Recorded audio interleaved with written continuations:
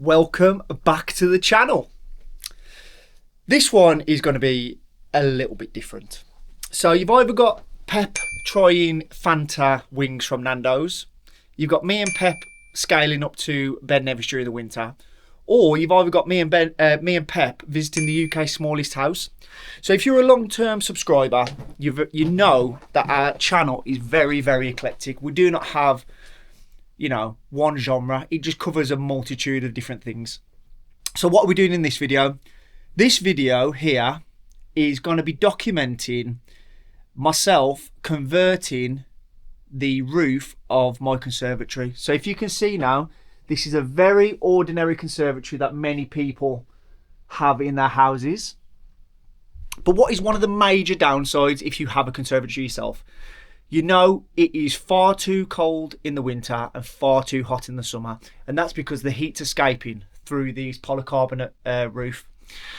So after doing some research online, we contacted several companies about the cost of converting the roof to either have a tiled roof or removing the polycarbonate sheets and fitting them with insulated sheets.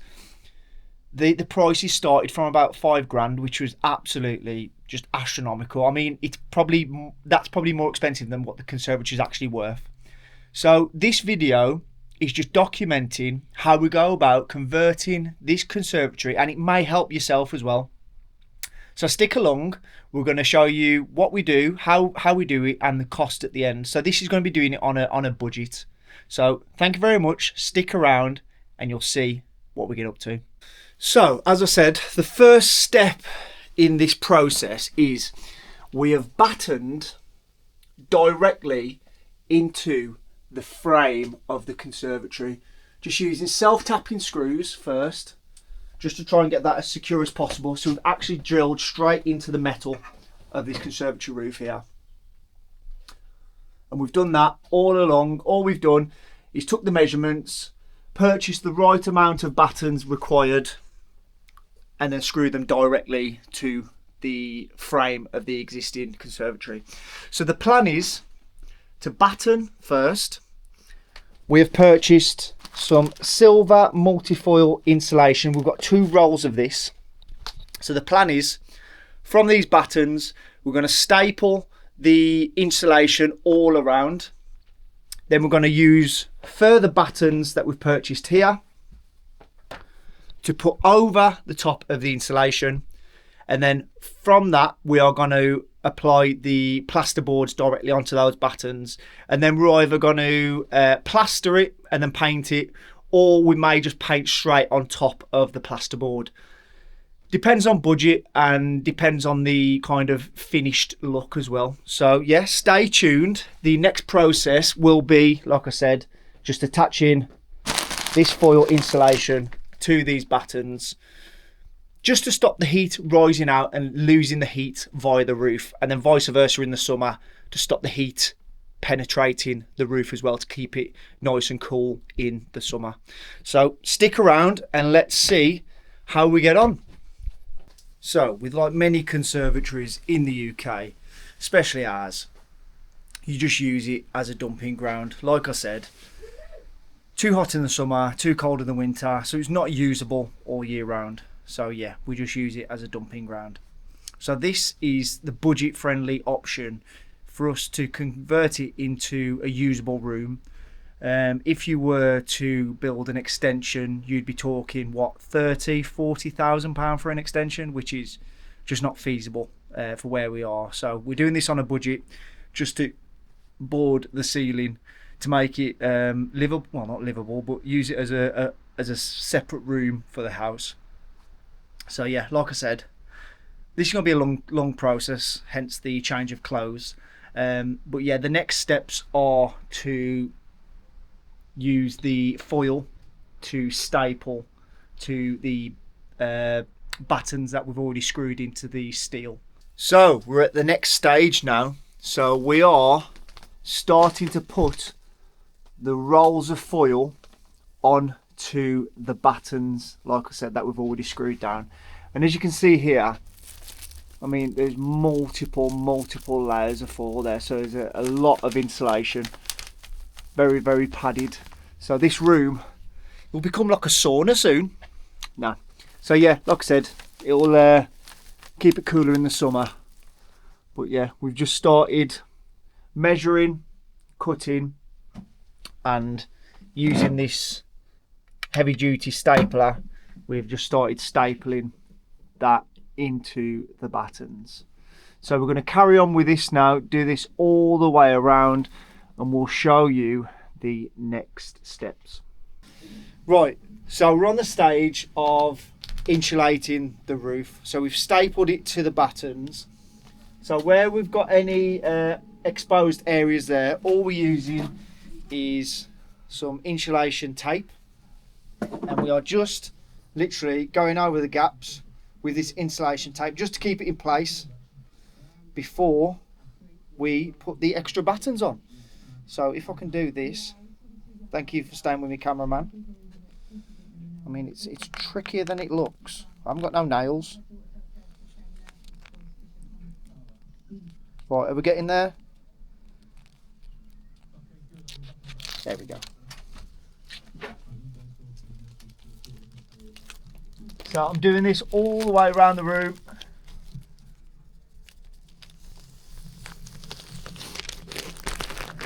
There we go. Insulation tape.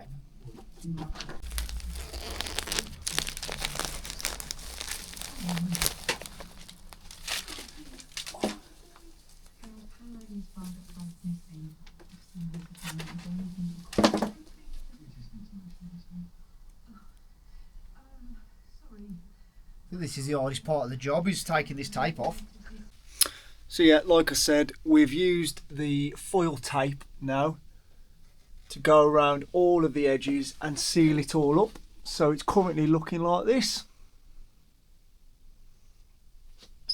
What we've also started to do as well is cross brace the battens equally spaced apart to fit the plasterboard on. So we'll do this now all over this side, and this side. So after that, we will then be able to get the plasterboard in place and secured to those battens ready for plastering. I must say as well, this scaffolding here has been worth its weight in gold.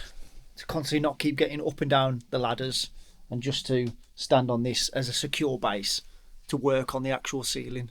So if you're looking at getting this done or doing it yourself, I'd invest definitely in one of these scaffoldings. So as you can see now, we're well on the way to battening the top or over the top of the insulation.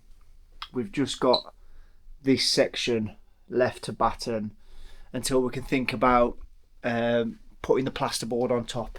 But just a quick tip, we've measured out the plasterboard that we need, and we've just made a quick template here using a piece of wood which is 4 feet. But if I show you here, what we're going to do is just use it as a template to see how big the plasterboard is. And as you can see there, we've measured up until where the plasterboard ends, and we've directly placed a batten that is halfway, so the plasterboard can fit there, and then the next plasterboard can fit against it, which will have room for something to actually screw it to. So little quick top tip there for you if you are thinking about doing it for yourself. I've got a little confession to make. I'm not the one who's actually undertaking this task of boarding the conservatory roof. I'm just the gimp with a camera that's documenting it. So all the experience and the expertise is coming from my dad. So a big shout out to my dad who's undertaking this. I wouldn't know where to start, so big shout out to him. And yeah, I'll keep the camera going and document it till we get it finished and see what the finished product is like. So again, I must say, big up, shout out to you, Dad, for doing this. So we are now on the stage of putting the plasterboards up, and as you've seen in the previous couple of clips about having the template of the 4 foot batten just to make sure it lines up evenly so we can get another plasterboard evenly sat in there. So we've done that side, we've done that side. I'm going to put 2 more pizza plasterboards in there to butt up into the middle, and then we'll start doing the intricate cuts around here to do that.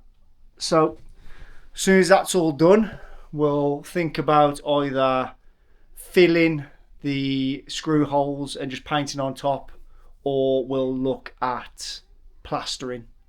So those are the 2 options. So you'll probably see at the end of the video what we've gone for. Yeah, get in there now.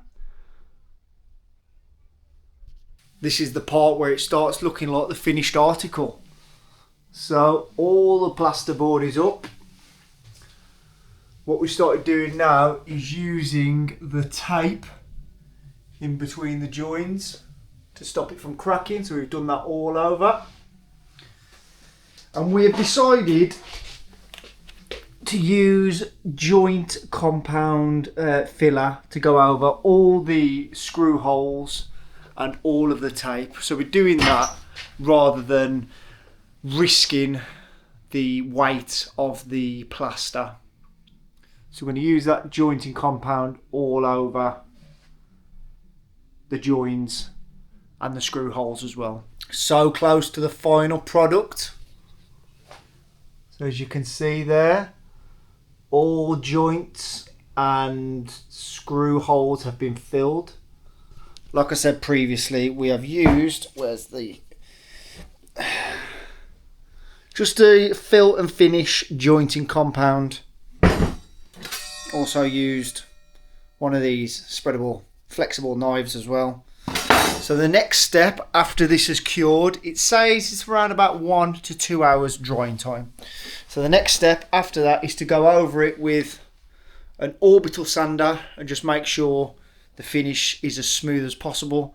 So the sander is connected to a vacuum cleaner just to keep the mess to a minimum. So once it's all sanded, we'll go ahead then and just paint straight on top of it and see how it looks.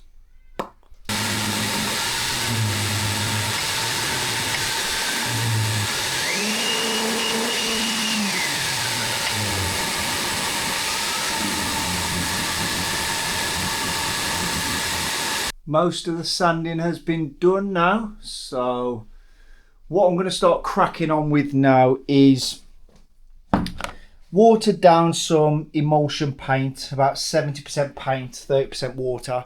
So I'm just going to use that as a mist coat just to apply the first layer. So all that, because we're painting straight onto plasterboard, it's going to absorb straight into that plasterboard. So we're just using a mist coat, probably 2 coats of mist coat, and then we'll go on with a 3rd coat of just paint, and we'll see how that looks and see if there's any imperfections, and then fill it in, sand it again, and then paint it again. So yeah, let's crack on with the painting. That's the first mist coat done. Like I say, it's just watered down emulsion. That seems to have taken pretty well. So that's dry now. So I think I can probably go straight on with the paint. So we'll see how that goes. I'll update you in a minute.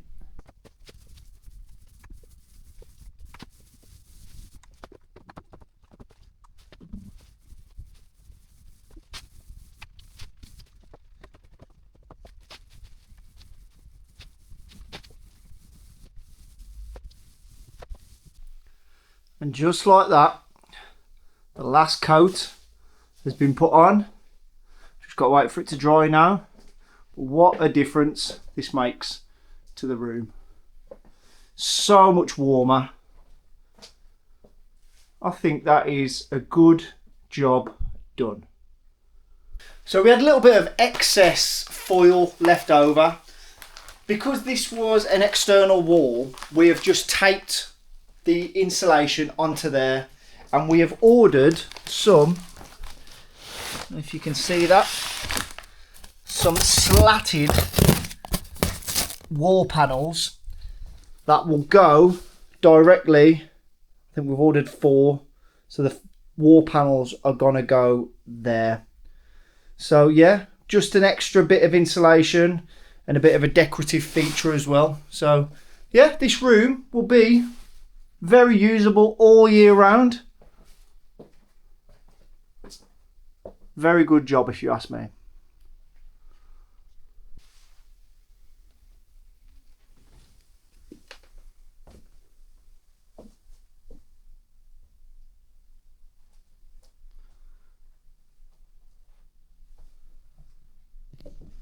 And there we have it, the finished result. I would say that is a job well done. And now this is a room that you can use all year round, come winter, come summer, and still feel comfortable. So, how much did it all cost? Less than £400.